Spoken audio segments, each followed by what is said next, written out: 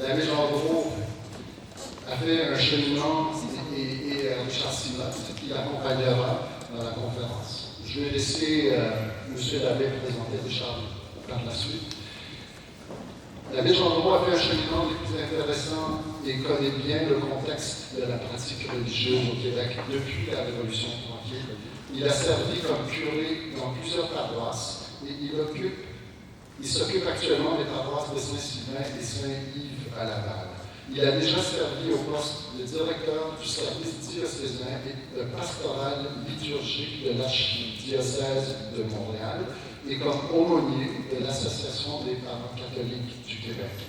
Il est co-auteur d'un livre sur le programme d'éducation à la sexualité du ministère de l'Éducation du Québec, auquel je veux dire que je suis fier d'y avoir participé comme producteur. Donc, je vous passe la parole, M. l'abbé, et je vous laisse présenter votre chasseur également. Merci beaucoup, Joseph. Oui, j'ai eu le privilège de travailler à l'Association des familles catholiques du Québec. C'est là où j'ai connu M. Raoul Fayas, votre digne papa, et ainsi que toute la famille. Je voudrais me présenter comme un témoin descendant des Canadiens français depuis plusieurs générations et ayant moi-même 3/4 de siècle de vie au Québec. Je ne voudrais pas pour autant vous priver d'une vision intellectuelle, puisque le niveau est assez élevé, de cette problématique qui est soulevée par le colloque. Depuis plus de 30 ans, je partage ce questionnement avec Richard Simotte, mon ami, qui, lui, a reçu sa formation théologique et spirituelle dans la communauté Saint-Jean, fondée par le père Marie-Dominique Philippe, un grand connaisseur et maître de Saint-Thomas d'Aquin. Il a ensuite travaillé comme responsable de cette communauté en Europe, 6 ans en France et 4 ans en Afrique. C'est rare, il a fréquenté les 2 grands séminaires du Québec, Montréal et Québec. Et finalement, il est aujourd'hui marié avec une maman de 4 jeunes adultes, qui est d'ailleurs avec nous, et je la remercie beaucoup. Son cœur et sa tête sont celles d'un homme de conviction profonde. Et j'ai pensé lui laisser quelques minutes avant ma présentation, puisqu'elle la structure bien. Merci beaucoup.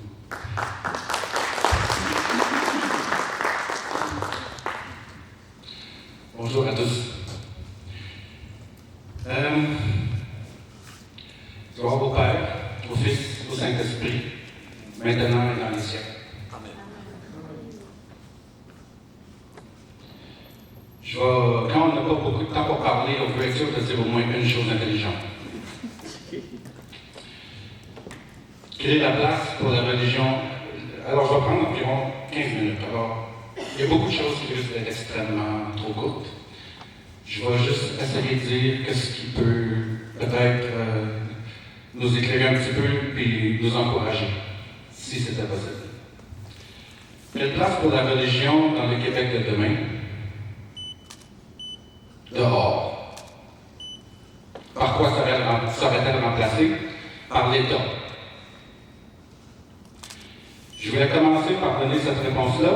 Je vais essayer d'y revenir, si je suis capable, de faire le cercle que je voulais faire.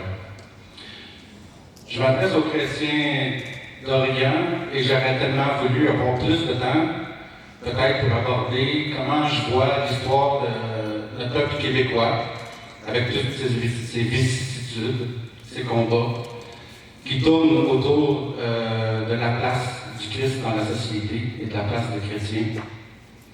On s'inscrit dans un contexte plus large qui est celle de l'Occident chrétien, qui a connu les luttes, et je dirais les grandes luttes autour de la notion de vérité et d'autorité. La vérité, c'est compliqué. On a entendu des conférences depuis tout à l'heure, il y a beaucoup de contenu, c'est des sujets qui sont discutés depuis des siècles. On n'a pas fini de les régler. C'est difficile à suivre.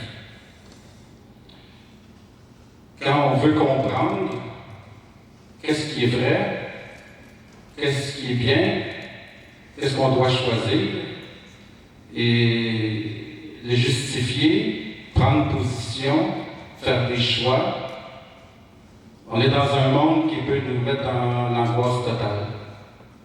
Il y a des voix divergentes qui nous viennent de tous les côtés. Je pense que pour quelqu'un qui ne serait pas un croyant, si j'avais une chose à dire, c'est cherche la vérité. Parce que si en chemin on fait des erreurs, bien, quand on découvre la vérité, l'erreur apparaît pour ce qu'elle était. Et la vérité nous fait grandir et on avance, et on avance.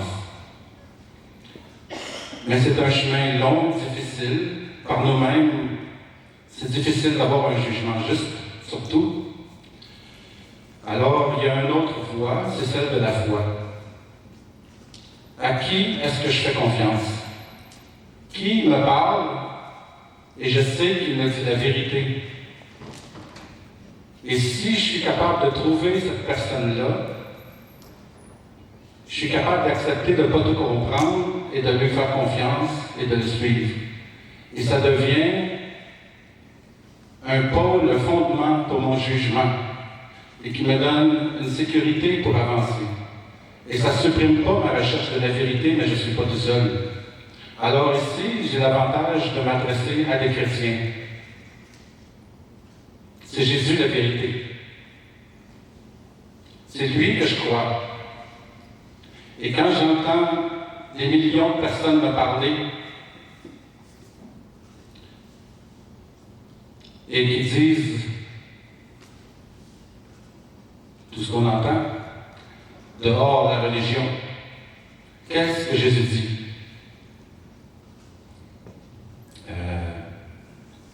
Combien il y a de genres? 1, 2, 3, 4, 5, 67. Un homme, une femme que Dieu a créé. Il leur a commandé de se réunir pour devenir une seule chair et de se multiplier. Dieu nous a dit qu'est-ce qu'il voulait pour la famille. Et quand j'entends quelqu'un dire d'autres choses, c'est à moi de choisir à qui je fais confiance. Et la personne qui me dit un discours contraire à celui que j'ai choisi, c'est quelqu'un que je n'écoute pas. Je ne suis peut-être pas capable de tout justifier ce que je veux dire ou ce que je pense. Mais je crois en celui qui me parle. La place de la religion dans le Québec de demain. La religion au Québec, ok, j'ai encore quelques minutes, le mot religion. Ça fait partie de la crise de vérité de notre époque. Qu'est-ce qu'on dit quand on dit religion? On dit rien. Puis tantôt, Raymond Arias a évoqué l'islam. On pourrait penser au judaïsme, à l'hindouisme, au bouddhisme, au confucianisme, au judaïsme, à la foi chrétienne, au christianisme. Est-ce qu'on parle de choses qui sont équivalentes, qui ont la même valeur, qui disent les mêmes choses, qui ont les mêmes valeurs? Est-ce qu'on peut résumer toutes ces croyances religieuses dans une synthèse que le mot religion lui rendrait justice? Pas du tout.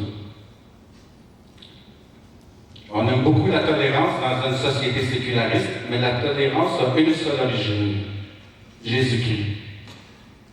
On laisse pousser la mauvaise herbe avec la bonne pour ne pas tuer le bon grain. Si on vous parle de tolérance, mais qu'on vous dit de ne pas croire en Jésus-Christ, de mettre la foi de côté, écoutez pas ceux qui vous disent ça. Ça fait 70 ans au Québec qu'on met l'Église dehors. Personne ne nous donne l'autorisation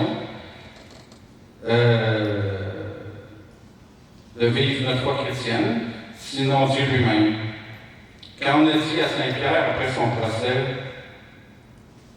arrête d'annoncer ce nom, qu'est-ce qu'il a répondu? Oh, d'accord, je vais me contenter à la sphère privée. Non, non, non, non. Comment il disait ça déjà? Est-ce que je dois obéir à Dieu ou aux hommes? En tout cas, moi j'ai une job à faire. Ma mission vient de celui en qui j'ai mis ma confiance. Laissez-vous pas dire par le monde qui a rejeté Jésus-Christ comment être chrétien, comment être tolérant, comment être charitable. Il y a une guerre contre la foi chrétienne. Puis on va vous accuser de tous les péchés, d'être des hypocrites, des pécheurs. Vous n'êtes pas meilleurs que les autres. C'est vrai, je ne suis pas meilleur. Jésus est meilleur. C'est lui que je suis. Si je crois en Jésus, je sais où je m'en vais. Si j'écoute le monde, je ne sais pas où je m'en vais. Alors, c'est ça qui me monte dans le cœur. Il me reste encore quelques minutes, je vais essayer d'aborder quelque chose dont je voulais parler. Je pense que la religion, bon, je vais continuer, qu'est-ce que je devrais commencer en tout cas, c'est autre chose. La religion a une place, si vous, qui choisissez Jésus-Christ et d'être chrétien, vous pouvez vivre pleinement comme des chrétiens dans la société. Parce que la religion n'existe pas en dehors de vous. Si la religion existe et que vous ne pouvez pas vivre la vie chrétienne que vous voulez vivre, la religion n'a pas de place. On vous dit de mettre la religion au placard, de la garder dans la sphère privée. Ça, c'est du monde qui ne croit pas en Jésus-Christ qui vous disent comment être chrétien. Je regrette si ça sonne agressif, mais c'est vrai que je suis un peu nerveux en vous parlant.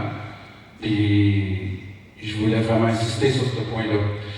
Sinon, on est dans un monde qui se débat avec la question de la vérité. Puis tantôt, je l'ai dit, le premier accès à la vérité, c'est par la foi. L'enfant, il croit à ses parents. C'est la première vérité qu'il reçoit. Puis aujourd'hui, encore là, ça c'est un autre domaine, tiens. Hein? Le gouvernement va dire à l'école, à vos enfants, qu'est-ce qui est vrai, qu'est-ce qu'il ne faut pas croire, comment être tolérant, comment être social, mais pas de la même façon que vous. Et si vous essayez d'interférer, l'État ne vous donne pas le droit d'interférer. L'État va vous dire c'est quoi être chrétien. Fait que vous avez le choix d'écouter Jésus ou d'écouter l'État. La place de la religion, c'est quand vous allez pouvoir être chrétien. Alors, on se bat contre le monde, mais surtout, quand on commence à vouloir être chrétien, on se bat contre soi-même. Avez-vous déjà essayé de pardonner comme Jésus vous a dit de pardonner? C'est pas facile non plus. Et le combat contre soi-même est déjà assez difficile quand il faut se battre contre le reste du monde qui nous accuse de tous les défauts, et qui ont raison, parce qu'on a tous les défauts. C'est difficile. Alors je dirais, la première chose, je voudrais que vous ne soyez pas découragés en face du monde. Regardez Jésus. Recherchez le royaume et la justice de Dieu. Jésus vous a dit que tout le reste vous serait donné. Il faut que vous croyiez ça à tous les jours. Vous devez chercher le royaume. Jésus ne vous demande pas d'être parfait. Il vous demande de vouloir faire sa volonté. L'obéissance à Dieu, c'est le chemin de la vérité et de la vie.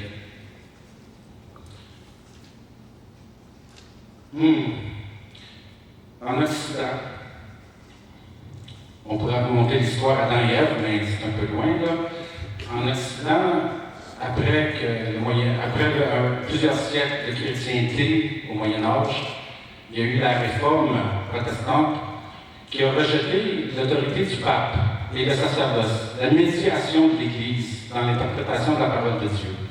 Et tout d'un coup, c'était plus le pape qui devait nous dire comment comprendre la parole de Dieu, c'était nous-mêmes en lisant l'Écriture. C'était le rejet de l'autorité divine. Après, c'était les Lumières, le rejet de l'autorité de la foi, au nom de la raison. Le cycle des Lumières a accouché de la doctrine du libéralisme politique, qui est la doctrine politique qui règne toujours aujourd'hui. Et la fameuse sphère privée de la foi, c'est de là que ça vient. Le libéralisme politique voulait, au niveau politique, enlever l'autorité individuelle des rois. Parce que le but du libéralisme politique, c'était de supprimer la guerre. Et comme les divisions disent les éliminer, les Lumières, les divisions viennent de la prétention à la vérité. Et ceux qui affirment la vérité sont la cause des guerres, parce que les différences d'opinion créent des divisions et on veut dominer. Et parce qu'on veut dominer, il y a la guerre. Jésus, en tout cas, il a dit, je ne suis pas venu amener la paix sur la terre, je suis venu amener le glaive. Donc, les guerres qui viennent du témoignage à la vérité, Jésus est d'accord avec ça. Est-ce que ça veut dire qu'il faut tuer ceux qui ne sont pas d'accord? Ça n'a jamais été ça, je pense, que Jésus voulait dire. Il faut compléter les paroles de Jésus avec d'autres paroles de Jésus. Mais les 10 commandements tiennent encore. Tu ne tueras pas. Aimez vos ennemis. Priez pour ceux qui vous persécutent. Dites pas à ceux qui ne croient pas en Jésus-Christ comment être chrétien. Écoutez pas ceux qui ne croient pas en Jésus-Christ vous dire comment être chrétien. Alors, le libéralisme, parallèlement, plus tard un petit peu, mais il y a le marxisme qui est venu. Pour le marxisme, il n'y a plus de vérité, il y a juste du pouvoir.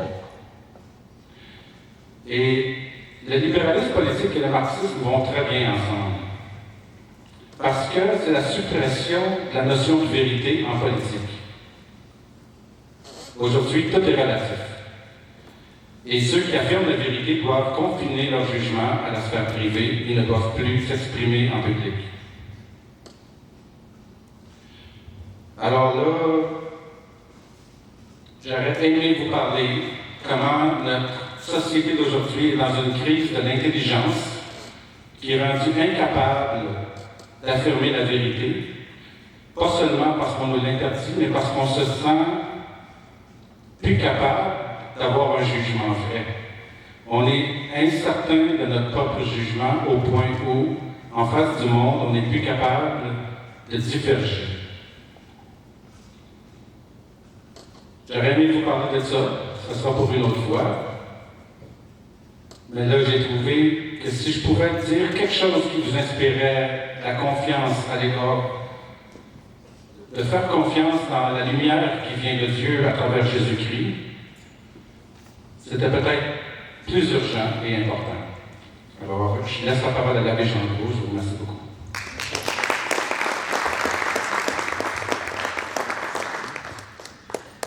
Merci Richard. Ton exposé, joint à ceux des autres conférenciers aujourd'hui, m'invite à la prudence à ma dernière présentation. J'aimerais, mon Dieu, il me semble un avion qui a atterri. J'aimerais être témoin de ce que j'ai vécu ici au Québec et de la façon dont ça s'est présenté, et ça nous fait comprendre des choses. Au moment où je naissais, en mars 49, se tramait un véritable drame dans l'Église de Montréal, et on peut dire dans l'Église du Québec. Le Seigneur avait voulu que devienne archevêque de Montréal un franco-ontarien de très haute stature théologique et sociale. Bien avant le Concile Vatican II, Monseigneur Joseph Charbonneau a pris cause et effet pour les mineurs d'asbestos, certains s'en rappelleront, parce qu'il trouvait que c'était une cause très juste. Les mineurs, travaillaient pour une compagnie américaine, des salaires de famine, des conditions sanitaires épouvantables, on mourait très jeune, c'était la misère, ici au Québec. Alors, lui, il a dit, je veux appuyer ces travailleurs, la famille. Il a demandé à toutes ses paroisses de faire des quêtes pour soutenir les grévistes. Jusque-là, tout va très bien. Or, le premier ministre, et là on commence à voir politique et religion, le premier ministre alors, Maurice Duplessis, lui avait une phobie du communisme. Et il a dit, je ne veux pas de grève au Québec sous aucune condition, qui en fait est hors la loi. Et il pouvait faire les lois qu'il voulait. Si bien qu'il a tout de suite dit, cet archevêque est communiste. Il faut l'arrêter. Et quand j'ai dit que le drame se tramait, il a parlé aux autres évêques du Québec. La majorité n'avait pas accepté Monseigneur Charbonneau. Il venait d'ailleurs. Ben oui, Ontario. Et là, ils ont trouvé les conditions favorables pour répondre à la demande du Premier ministre, à savoir de le dénoncer à Rome comme quelqu'un qui ne suit pas la loi. Ah bon? Mais savez-vous que ça a marché? Les évêques ont fourni une belle pétition, beaucoup ont signé, ont présenté ça au pape Pie XII, qui a envoyé une lettre sans appel au Monseigneur Joseph Charbonneau le 2 janvier 1950. Vous n'êtes plus archevêque de Montréal, vous partez aujourd'hui sans appel. Il a pris sa petite valise. Ceux qui connaissent l'archevêché de Montréal, on est juste au bord de la rue de la gare centrale. Il devait prendre le train, c'est dans la Victoria, de n'est jamais revenu. Pour moi, c'est assez grave parce que dans la Bible, on nous apprend, par la bouche du roi David, tu ne toucheras pas à la tête d'un oint du Seigneur. Mais quand ce sont des évêques eux-mêmes, oint du Seigneur, qui le font, vous comprenez que le drame atteint ici des dimensions abyssales. On peut même, je vous entends aujourd'hui, mais c'est très difficile d'en parler parce qu'on critique l'Église, on critique les évêques, qu'est-ce qui se passe maintenant? Écoutez, c'est la vérité historique. J'avais 10 ans lorsque le gouvernement Lesage est arrivé. Le premier ministre, Jean Lesage, voulait une réforme de l'éducation. Et il avait dit à son nouveau ministre, le nouveau ministère de l'Éducation, prépare la réforme, mais ne touche pas aux cours classiques. Ils en venaient tous. Ils avaient une formation philosophique, intellectuelle, universelle. Enfin, c'était remarquable, c'est 8 ans de cours classiques. Ils en venaient tous. Or, le premier ministre, le ministre de l'Éducation, qui s'appelait Paul Gérin-Lajoie, un notable franc-maçon, n'a pas tenu compte de cet avertissement et au contraire, il a voulu que ça disparaisse au plus vite. Il a bien réussi. J'étais dans le cours classique et je me rendais compte, à peu près rendu à la moitié, que tout s'écroulait sur ma tête. À cette époque, en 1966, les églises étaient encore pleines, je vous l'assure. Et on était sur l'air d'aller, mais pas encore pour bien longtemps. Je me souviens, une messe de dimanche, d'avoir quitté l'église, j'avais 17 ans, et je suis sorti pendant la messe doucement, sans faire d'éclat, en me disant, il y a quelque chose qui ne va pas. Et là, en sortant, sérieusement, j'ai toujours un petit côté dramatique, ceux qui me connaissent. En plein milieu, avant de me rendre au trottoir, je me suis retourné, j'ai levé mon bras, j'ai pointé l'église, et j'ai dit, dans 10 ans, tu vas être vide. 10 ans plus tard, j'étais rentré au séminaire, j'étais chez mes parents, je disais à maman, est-ce qu'on va à la messe? C'est la veille du jour de l'an. L'église était fermée, il y avait une messe de la petite chapelle à côté. Et depuis, les églises se sont vidées à grande vitesse. Quand je suis rentré chez moi, et ça faisait au moins 100 ans qu'on pratiquait tout le monde, là. Je dis à mes parents, je voudrais vous parler. Mon père n'est pas intellectuel du tout, un horloger. Maman dit c'est pas bon. C'est parce que je veux vous dire qu'à partir de maintenant, je ne vais plus à la messe le dimanche. Le cœur me débattait assez que je ne comprends pas qu'il ne soit pas sorti de la poitrine. Mon pauvre papa dit, mais là, essaye de ne pas influencer tes frères et sœurs. Je me demandais comment j'allais faire, mais en tout cas, je comprenais qu'il voulait me dire, joue pas dans le niveau intellectuel qu'on ne comprend pas. 6 mois plus tard, il n'y a plus personne de ma famille qui allait à la messe, y compris mes parents. Partout, ça s'écroulait. Alors, voyez-vous, j'ai fait 10 ans hors de l'Église, mais toujours avec un respect, en cherchant qu'est-ce qui se passe, où est-ce qu'on s'en va. Je connaissais notre histoire, mais je ne comprenais plus ce qui arrivait. Je cherchais peut-être la vérité, je ne sais pas. Mais en tout cas, la grâce de Dieu fait son œuvre. Ici, ce n'est pas un témoignage de vocation que je veux vous faire, mais reste que j'ai retrouvé et la foi et la pratique et finalement la vocation. Je fais un saut. La COVID-19 a été pour moi une expérience extrêmement douloureuse, peut-être pour vous autres aussi. Mais comme curé de paroisse, je l'ai trouvé raide. On nous a enlevé notre liberté. L'État nous imposait sa loi. C'est-tu clair? Ceux qui pensent que ce que Richard a raconté, c'est des vues de l'esprit, attention, on va remplacer la religion par l'État. Si vous voulez une réponse à la question du colloque, c'est pas Richard, mais je peux m'appuyer. Si on laisse les choses aller, si chacun se reprend par main. Hey, le premier ministre qui est fermé aux églises. Oh, il y a des bons prétextes. Toutes les nouvelles, tout le monde nous dit c'était épouvantable. On voyait du monde porter leur chien avec du masque. On avait perdu la tête. Ça n'avait aucun sens. On nous disait, vous avez droit, à un moment donné, vous avez droit à 25 fidèles dans votre église. Ah bon? Mais mon église, à peu près 100 places. 25 fidèles. Ah oui, l'oratoire a 3000 places. 25 fidèles. On laissait aller ça. On comprenait pas que ça n'avait aucun sens. Personne ne disait rien. Même le pape qui nous a dit, c'est pas chrétien de ne pas se faire vacciner. Mais franchement, il peut bien dire ce qu'il veut, lui. Je le respecte beaucoup, j'en veux pas d'autre.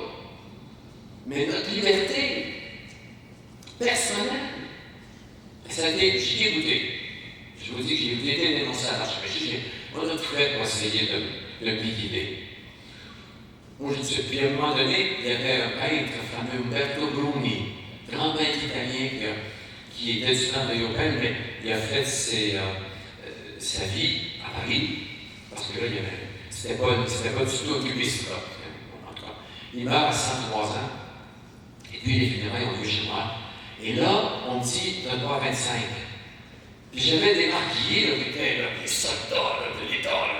Enfin, un vieux couple Paris, qui sont 2. On est rendu à 24, il faut choisir lequel des 2 va rentrer. Écoutez, c'est des folies à n'en plus finir. Là, j'ai dit à ce monsieur, il faut vous tasser, parce qu'il vient du monde de partout dans le monde. Puis allez me dénoncer, si vous voulez, à la police. Je vais être bien content de la première page du Journal de Montréal. Pour leur expliquer qu'on a une liberté de religion. Oh, mais la santé publique, là. En tout cas, je démarre, mais ça a été extrêmement douloureux. Je veux en revenir à l'essentiel. La foi est une affaire d'abord personnelle, mais ensuite appelée à se célébrer et à grandir en communion. C'est les deux mains du chrétien, personnellement et communautairement. J'en appelle à l'esprit de prophétisme que nous avons tous reçu à notre baptême. C'est-à-dire, pas les prophètes comme ceux qui vont essayer d'avoir une connaissance anticipée de ce qui s'en vient. Non. l'esprit de prophétisme qui est essentiellement ouverture et accueil de ce que Dieu fait advenir pour nous, pour son Église et pour le monde. Et là-dessus, tant qu'il y aura un chrétien sur la terre, la foi catholique sera vivante, et je dirais l'Église aussi sera vivante. Les pierres vivantes de l'Église, c'est nous. N'attendons pas que la population se lève pour que soit promue et défendue l'Église catholique. Non. L'Église vit en chacune de nous, épris de vérité, de liberté et d'obéissance à Dieu. Parce que mes scripts autour de moi, c'était l'obéissance à l'État. Je comprends. Puis si tu n'obéis pas à l'État, on donne amende. Fait que je te dis qu'on obéit à l'État. Ça va bien, c'est super, on a réglé le problème. Mais il y a de l'obéissance à Dieu. Alors, il faut à un moment donné, je pense que c'est Jean-Philippe qui disait, l'homme ne peut pas vivre sans Dieu. Jean-Philippe dit ça. Bon, ben, si ce n'est pas le Dieu vivant d'Abraham jusqu'à Jésus, et aujourd'hui, eh bien, ça va être un autre Dieu, lequel peut lui donner toutes sortes de noms. Le monde, l'État, en tout cas, ceux qui disent qu'ils n'ont pas de religion, là, ceux-là, ils obéissent à des dictats. Si vous voulez renforcer cette obéissance aux dictats, écoutez les nouvelles. Et Radio-Canada est un excellent passager de ces nouvelles mondialistes. Et en tout cas, ils ont tout un agenda. C'est une religion. Je termine en disant, ce ne sont pas les programmes pastoraux que je parle de ma vieux curé, là. Il y en a vu. Aussi éclairés soient-ils, ils vont remettre l'Église sur ses rails. Ce sont les personnes qui ont rencontré le Christ, qui en ont été transformés et qui lui obéissent, qui relèvent l'Église. Les jeunes, on a dit que les jeunes, c'est vrai que les jeunes sont très loin de l'Église, mais il n'y a personne qui leur a rien transmis. Comment voulez-vous? Moi, quand je vois un couple qui me dit, je suis encore baptisé, j'attends qu'il soit plus vieux. Ben oui, mais plus vieux, il ne connaît pas rien. Tandis que si tu le fais baptiser, tu l'élèves en chrétien, là, il peut choisir. Les jeunes cherchent la vérité, ça c'est sûr. Et les couples, quand vous avez un couple qui est uni par la foi, c'est extraordinaire. Les familles qui aiment à se retrouver, à discuter entre eux, à faire l'école à la maison, à prier. Ces jeunes-là se sentent appelés non seulement à être heureux, mais à servir leurs frères et sœurs autour d'eux. Et quelques-uns pourront même devenir prêtres pour apporter l'Eucharistie et la parole de Dieu, mais toujours en lien avec une communauté vivante. Saint José Maria disait, ces crises mondiales et actuelles sont des crises de saints. Merci. Merci, M. David. Merci, Richard. Un thème, selon moi, qui continue, qui transcende vos propos, c'est le courage. Richard, qui a fait un travail de missionnaire en Guinée, en Afrique, et qui nous relate son expérience au Québec. Et bien sûr, l'abbé Gendreau qui des fois nage à contre-courant, par conviction. C'est surtout une histoire de courage. On va prendre 2 questions et ensuite on va passer à la conclusion. Je voulais revenir sur quelque chose que Richard a dit. J'ai 5 enfants, j'en ai un qui est homosexuel, j'en ai un autre qui est transgenre. Je considère que Jésus me demande de les aimer tels qu'ils sont. C'est vrai que dans la Genèse, c'est marqué « Hommes et femmes, il les créa », mais je crois que depuis ce temps-là, la compréhension de la réalité a changé, a évolué. Et puis, mon fils qui est homosexuel, il m'a dit, Je ne suis pas intéressé à la religion. L'institution fait presque rien pour les homosexuels. Je me sens rejeté par eux. Alors, tant qu'il n'y aura pas plus d'ouverture de l'institution envers les gens qui ne sont pas hétérosexuels, on va se priver de participation de membres qui pourraient être très actifs dans la communauté. Merci. Il n'y a pas eu de question?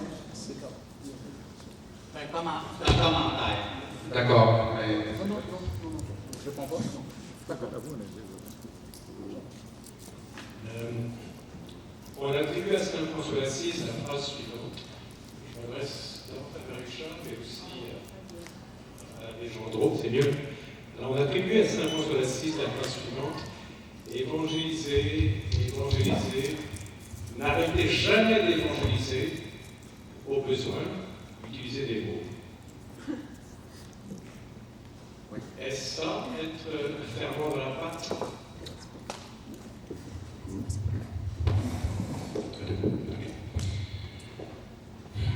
Au besoin, utiliser des mots.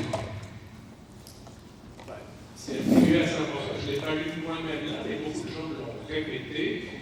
J'ai entendu souvent des choses qui sont à peu près équivalentes. Je suis 100% d'accord, et ça me prendrait beaucoup de temps d'expliquer comment ça s'est incarné dans ma propre vie. Je peux dire, je suis naturellement quelqu'un qui veut communiquer ce qui porte en lui.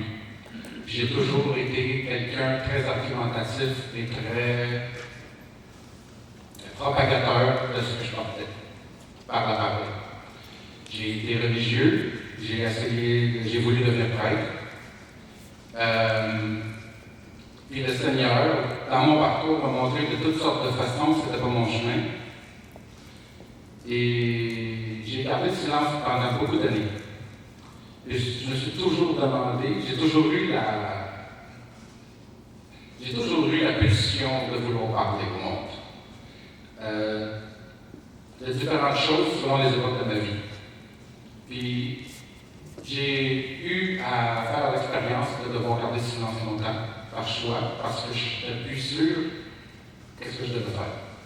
Parce que je me suis aperçu souvent comment parler pouvait créer l'effet contraire de ce qu'on essayait de communiquer. Il y a peut-être, pour parler comme Donald Trump, il y a peut-être personne qui avait plus cette expérience que moi.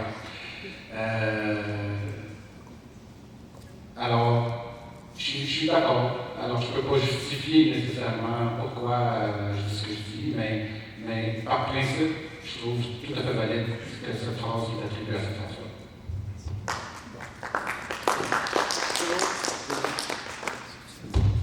Bon, juste un mot pour dire que moi, j'apprécie bien faire une conférence comme ça. Je me sens très privilégié de vous adresser la parole. Mais la parole, vraiment, quand je la prends pour faire l'homélie, là, c'est presque le ciel. Merci, M. l'abbé Gendreau, Robert Gendreau, Richard Simotte. Merci pour votre intervention. Je voudrais inviter Sammy Ronde, qu'on connaît très bien, pour le mot de la fin, de la conclusion de la synthèse. Comme vous connaissez bien Sammy Ronde, professeur émérite à l'école de